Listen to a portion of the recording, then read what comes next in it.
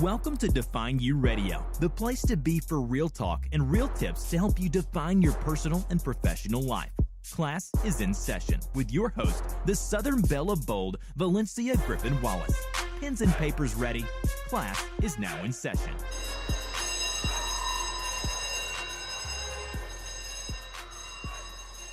Hello and welcome to Define You Radio. Class is in session. I am your host, the Southern Belle of Bold, Valencia Griffin-Wallace. Define You Radio is the place to get the life lessons, strategies, and more to help you define life on your own terms. Make sure you are subscribed and connected to all things Define You, including Define You Movement, where class is in session 7 days a week. You can find out more at defineyouradio.com. Now, you guys know this month, if you've joined us any in 2018, last month we talked about vision. This month is all about purpose.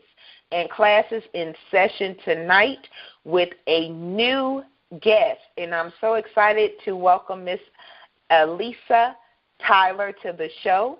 She is a mother, grandmother, financial advisor, worshiper, life coach, and now a best-selling author. Her mission is to empower and push others into their divine purpose. Y'all work with me. So with that being said, pens and papers up. Class is now in session. Let's go ahead and welcome Miss Alisa to the show. Welcome, Miss Alisa. Thank you so much, Valencia, for having me on the show. Yay. Well, I am really excited to talk with you. You have a fabulous book out. You are now a best-selling author. Congratulations. Thank you so much. So let's talk about your book. We could start there. Let's go ahead and talk about your book. What's the name of your book? My book is called FaceTime, My Encounter with Him. And tell us a little bit about it. And basically, that book, just to kind of go back just a little, before I wrote this book, I never really considered myself to be an author. My book was actually birthed from a near-death experience in the tail end of 2015 all the way through the year 2016. And I almost lost my life 4 different times: stroke, lupus complications, kidney failure, congestive heart failure, multiple blood transfusions. And from that experience, when I was laying there on my deathbed, I was a type of person, very, very busy person, busy with business, busy taking care of family, grandchildren, this, that. And I was so busy taking care of everything else but myself, and my body totally collapsed from just really working ain't to faint, and everything like that, and not always eating properly like I should, getting the proper rest, working 12-hour days, things like that as financial advisor. And that took a toll on my health, which put me in the hospital. And while I was there, I felt compelled, by God to write this book, because after, God saved my life, He let me understand that there's nothing more important. We wake up in the morning, first thing we do, we tweet, Snapchat, check email, text, but there's nothing more important than first spending time with Him and putting our face in the book. Doesn't have to be in the physical Bible, could be Bible app or what have you, but that's, how my book, was birthed. And that title, FaceTime, the Lord gave me that because He told me, I thought I was going to write a book about, how the Lord healed my body and He saved my life, but He told me, no, I need you to call it FaceTime because I need you to really remind people of the importance of, spending FaceTime with me, and I need you to share with them the encounter that we had. I love that. I love the title. That's number one. And glad that it's something you mentioned about, your near-death experience, basically from not taking care of yourself. And as women, there's always something to do. There's always somebody to take care of. There's always something else except us. And I'm glad you're here. So let me say that, and let other women and men really understand that we have to take care of our bodies. We need that time to breathe and take care of us. That's really, really important, especially, I know, like in not in high school, but not that long ago, maybe about 10 years ago, give or take, one of my high school mates died from a stroke, and she left 4 kids behind. And it was just not taking care of herself, a lifetime of not taking care of herself. And her kids were left without a mother. And a lot of times we don't realize how serious it is until we're in the hospital, hooked up in an IV or something of that nature. So thank you so much for sharing that. And we don't never think we're authors. Exactly. I actually was. When I say didn't really think, like I'm not a person that like just. Some people grow up and say, "Oh, I'm going to be a writer," and they know that from the time it's just their passion. For me, it was experiences of life that pushed me to become an author. It was things I experienced. When I was married, experienced a divorce. Bankruptcy, different things like that, that actually birthed another book that I actually was working on before this came out. I was working on a book about relationships, and that got put on the back burner when I got sick, and I just felt compelled by God that I needed to come out with this book first. I love that. I'm one of those people who, like, I knew I was going to be a writer. Mm-hmm. From a little girl, because writing was my escape, and I was like, I'm gonna be the black female version of Stephen King of all people. What little girl says that? But that was me, and just because I for some reason that's who I knew. That's the books that I loved as a little girl, and then life happened, and my message got taken away from me. Because I was told you're never going to make money being a writer, and a lot of times we stop living our purpose, our divine purpose, because we let the messages of the world seep into us. And I love that you empower and push others to their divine purpose. Do you find that a lot of times people's purpose kind of goes back to their childhood, as far as like what they wanted to be when they grew up, and then the world got in the way? I would say sometimes it does. Like for me, it kind of goes back to like at 19, life happened. I became a single mom, and after becoming a single mom, it immediately pushed me into survivor mode. Yeah. And, it caused me to be that single mom. I had to, work, go to school, did everything I needed to do, to take care, to provide, for me and my daughter. And so my focus is like I wanted to be a lawyer, actually, and everything, because I'm a big talker. I feel like, hey, I can debate and this and that, and I can have this person talk. That was just my mentality. And it's just being pushed into survivor mode just kind of shifted some of the things that I wanted to do, because then it all came about, I have to do everything that I need to do, because I want to provide a better life for my child and things like that. So I went into that mode.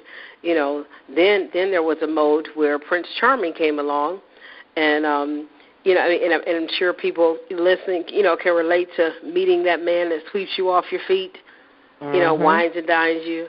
Handsome, 6 foot this, whatever, 6-figure income or whatever, and that Prince Charming came along, and and immediately I felt like, okay, now I can submit to, the business of being a wife, and I don't, have to grind as hard, because I was just like into hustle mode, did what I needed to do, But then when that, marriage fell apart, realizing that we were going in two different directions, an unequal yoke type of situation,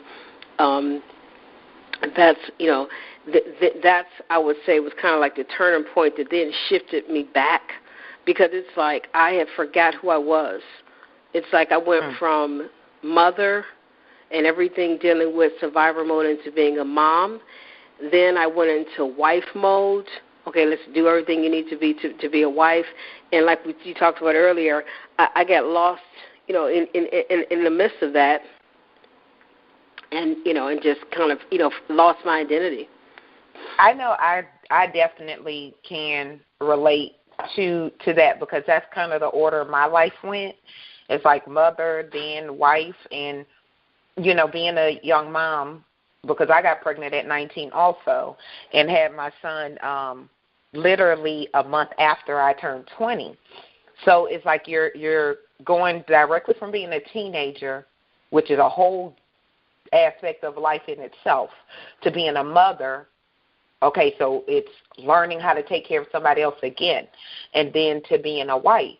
And we never really get a chance to get to know who we are, because we're always in these roles, because we get caught up in being something to everybody else. We don't realize that part of learning who we are is that time that we spend alone with God. Yeah, because it was when I, began to, as I laid there in the bed, couldn't hardly move, couldn't hardly breathe, shortness of breath, that God came to me and really let me, understand that, he wanted some time with me, so he could really, and it was time to show me who I am and what I was supposed to do.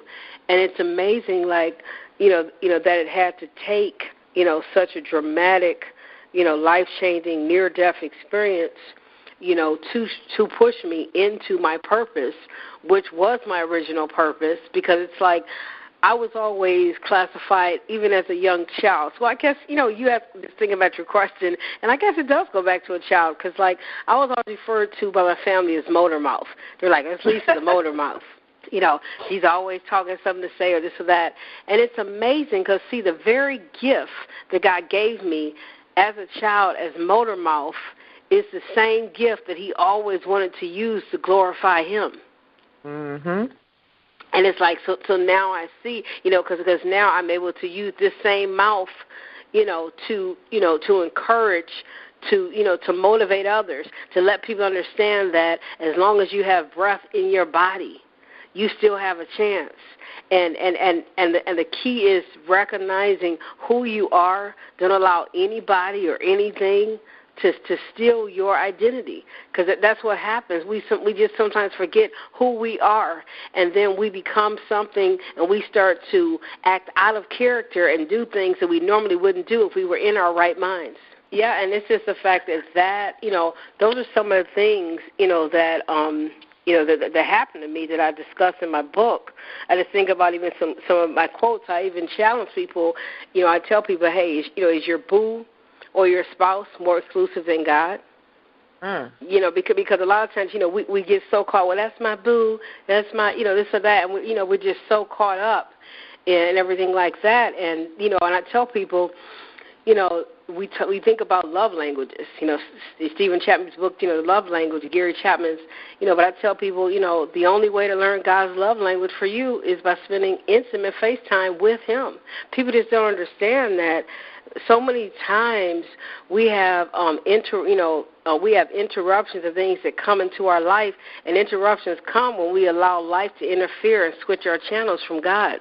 I'm glad that you said that, because a friend of mine and I were having this conversation earlier today, and I was telling her, last year was a difficult year for me, because I was so caught up with everything else, and I felt overwhelmed, and I was on autopilot, and my autopilot included me getting up in the mornings and quickly skimming over my devotional for the day, but not absorbing, not spending time. It's like it's the difference between somebody talking at you and somebody talking to you. So I wasn't getting what I needed because I was too busy doing everything else. But then after that season with my grandmother, I got into this lonely space. Like I felt weak, right? And I needed God more than ever. And I realized that I had to slow down and have some real talk, some real conversations, some real, Lord, I'm done. There's nothing of me left. I have nothing left. And that's when I was able to slow down to not just skim over my devotional, but see what he was saying to me through that. Right. And research and learn more. And it was crazy because I thought that I was done with having seasons like that where you get so busy and wrapped up and then you go through this loneliness, I guess would be the best way to say it.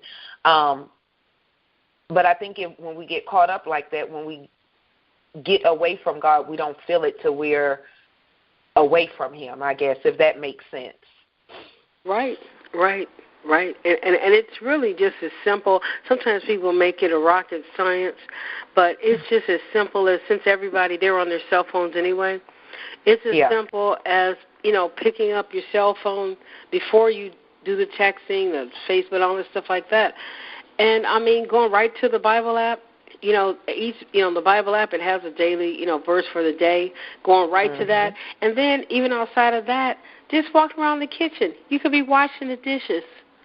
You could be just sitting on the couch and talk to God. Like, relationship with God is so different than what people think, and I think that's why a lot of people sometimes some people, a lot of people don't even go to church anymore because people think, well, I have to do this, I have to do that to be in this auxiliary, that I have to do this and this and that, and it's not about that. It's about relationship. And when we have true relationship with him, it's just like father to child. We can call and just talk to him. Just like a kid goes outside to play with their parents. Yeah. And I'm going to tell you honestly, and the more I do the show and talk to people and different things, I understand that is the difference, having a relationship with God. Right. It's not about religiosity. It's about relationship. Because a lot of people do try to, at least, I grew up Southern. And so there's a certain formality with, Sunday school and church and this, and this. But as a child, I'm getting mixed messages because, in the parking lot, y'all talking about people in the church. So I think as you grow and you become an adult, or you're fornicating in the back seat of the car after church. Oh my gosh, it's so much, so much. But you're right. It goes back to just religion versus relationship, and I think that that is, like you said, that is a distinction, and that's why most people, they don't like they're not into religion, but they do want. Everybody wants that intimate, personal relationship. Some just don't know how to tap in. And that's why it's important. I tell people all the time, we have to stay connected to the network of resources God has provided for us, so we won't go offline and get out of his will. It's just like, you think about it, it's just like you charge your iPads and cell phones daily. You got to make sure your lives remain at full capacity through spending face time with God. Because I could tell you, and if you get into doing that, I could tell you, if a day comes that I'm too busy to take that morning time that I need to, I feel it all day. Yeah, it throws off my whole day. It sets the tone when we don't start with him. It sets that tone. Yeah. I love that you put it that way. So let's talk about some of the chapters or some of the things that you discuss in this book. Yeah, some of the other things, it's like chapter 1 is really the heart of FaceTime and just the fact that how, we live in a society, and you think about it's vastly driven in technology, and it's being replaced with gadgets, television, people going online, social media platforms, and, so I kind of, just detail in there just the importance of what we just talked about of spending FaceTime with God, as well as I actually become very transparent and talk about my issues with one of my chapters is called self-esteem attacks.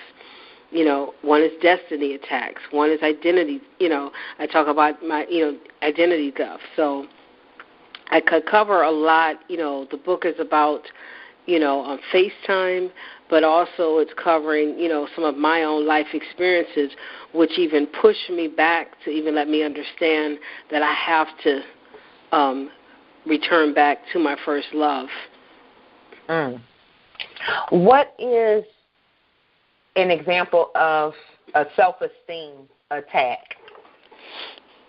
Well, pretty much like when you think about like a self-esteem attack, I mean, just when you even think about in our society, I mean, you see it all the time. We live in a world where people, they're so pressured to be perfect, look perfect. That's why we see them, trying to Photoshop this, crop that. They're getting surgeries and stuff like that to try to change that.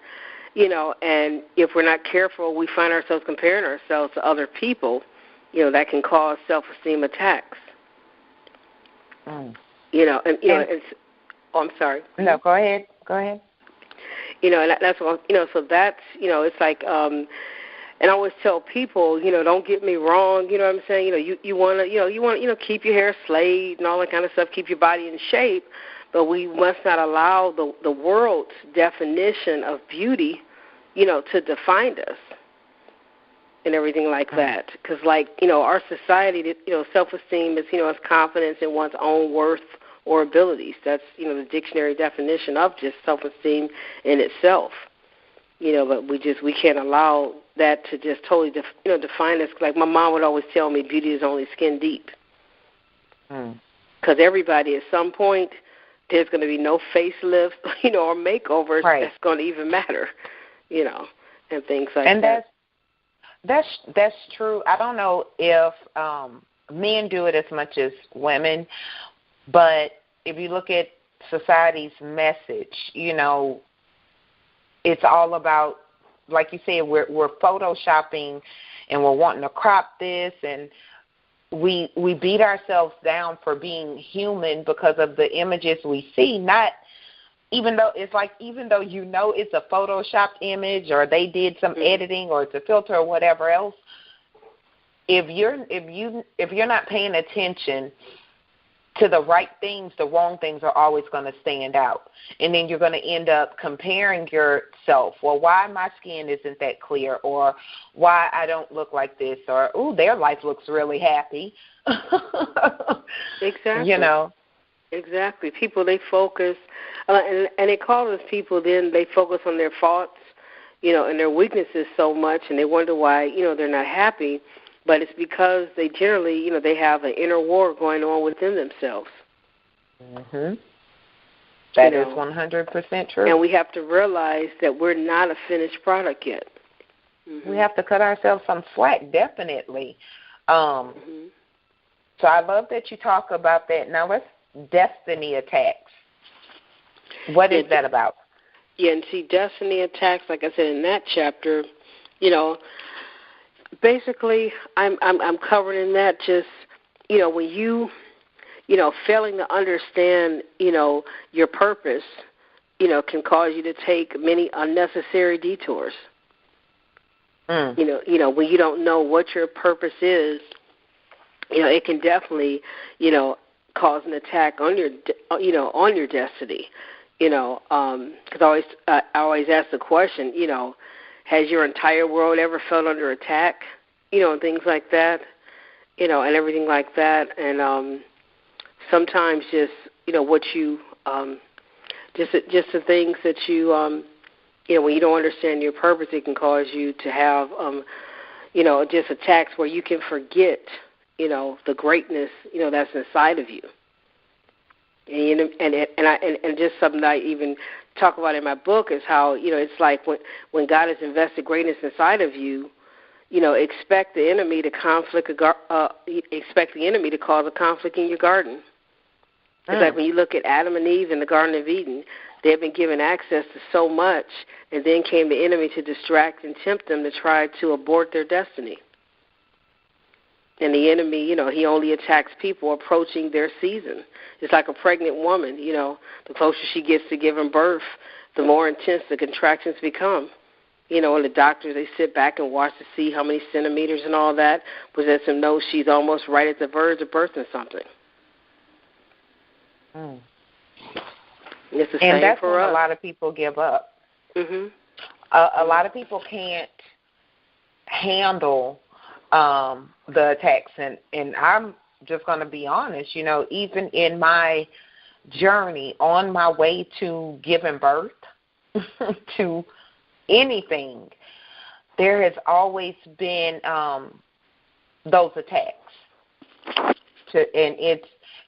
And a lot of people give up. A lot of people can't handle it. Because honestly, I don't know if some of the things that I dealt with on my way, and I feel like I'm still on my way, but it's a lot. And a lot of people will ask, well, how do you deal with this? How do you deal with that? Sometimes you just have to rest, pray, and then rest in God, which is something so hard to do, especially if you don't know what that really means. Exactly. And a lot of times it's things that have affected our destiny, or, sometimes it's personal bad decisions. Sometimes it's distractions from relationships. Sometimes, I was dating the wrong person, So it's a lot of different distractions and things that can affect our destiny, and sometimes, cause it to be, under attack. So what have you learned in life that if someone, listening to this conversation / interview, what have you learned that you feel like somebody else needs to hear? If they don't get anything else from this conversation, what is the one thing you have learned that you would like to share with the audience? The one big thing that I've learned is the importance of balance. We all want success. We all want the money. We all want to climb this corporate ladder. We want this nice lifestyle, perfect family, this, that. But we have to, it's so important, balance. And the only way to have true balance is balance between what you're doing and your relationship with God. I just had to just realize, because sometimes, like you talked about getting overwhelmed, just even in building my financial service, business and different other network marketing companies and things I've done, you can just get really, really caught up and just have yourself all over the place. And it's very important to have balance, to know when to stop, like you talked about, to know when to rest, to know when you need to exercise. The big thing that I learned is balance, because I was not balancing that, busy businesswoman, and that's why those different things happened to me. And also in terms of just balance into who do we let into our life? Who do we allow to come into our space? You know what I'm saying? There has to be balance. Some people that we have allowed into our space, they shouldn't even have been allowed to even enter the space that we're in. So now we're dealing with destiny attacks because you have unlike-minded people around you. So that's another thing I would share is very important to understand that your connection affects your direction. And it's very important to understand that, who and what you're connected to can affect every aspect of your life. And definitely your purpose. I love that that quote, what you just said about your connection affects your direction. Yes, I love that. And we don't realize it a lot of times until after the fact. So what would you say to, because I know you said you got pregnant at 19. Were you 19 when you became a mom, or were you 20? I was 19. I was 19 when I became a mom. So basically, I was pregnant actually at 18. Pregnant at 18, and was became a single mom at 19. Mm-hmm. What was that like for you? And what advice, if you could go back and tell yourself something, what would it be? Well, first answer, what was it like being a young mother for you? It was very rough because it happened to me my first year of college, first semester at that. I went away to college. I was a person raised in a very strict Christian home. So in my mind, I was like, oh, finally free from this. And I used to say, I'm never going to church when I get older. And, I found myself away at college, staying on campus. And, I just was doing my own thing, and pregnant my first semester, had to come back home. My dad was a Sunday school superintendent. My mom very involved in church. So back in the 80s, whereas now seeing someone pregnant is not considered as a big deal, but back then it was like, oh, my God, the superintendent's daughter, Superintendent Riley's daughter, she's pregnant. So that was a whole another thing. That was another, like a self-esteem, and something that affected my self-esteem, and things like that. So, it wasn't easy because my daughter's father was not supportive. So that then left me back into, survivor mode and everything like that. So, the lesson that I would learned from that, because my parents gave me an ultimatum before I went to school. They said, do you want to get married to your boyfriend, or do you want to go to college? We'll pay for a wedding or college. And of course, you know what I said, college, right. Stuff. Of course. And so, the lesson learned is just really, like I said, in my mind, I wanted to live life and do my own thing, and just the thing to understand that, like, our parents, we may not understand it when they're trying to tell us, and we may not want to listen, but there's wisdom in counsel. And and if I had listened, like I said, but I was just caught up in. I wanted to do my own thing. I felt I had never lived. I felt my life had just been so strict, and so this was my time to do me. But wow. But it caused me then to have to, be a single mom, had to get government assistance for a while, food stamps, the whole nine. And it's like the way I was raised, it was like, oh no, I don't want people to see me in that government line. So it was a whole. It really knocked me into learning how to be humble. Focus on your goals and God, first priority. That's a hashtag, goals and God. Right. So, Miss Alisa, what do you have coming up next, and how can the audience get in touch with you and definitely get the book? I am a singer, and so this year I will be releasing my first single. Yay, congratulations. Thank you. Because that's my deep passion. That's the worshiper of me. I'm the busy businesswoman worshiper. And so that is an upcoming project. And I also do have an upcoming women's retreat that I will be speaking at on March the 3rd at Quail Hollow Resort. And you can actually stay in contact with me.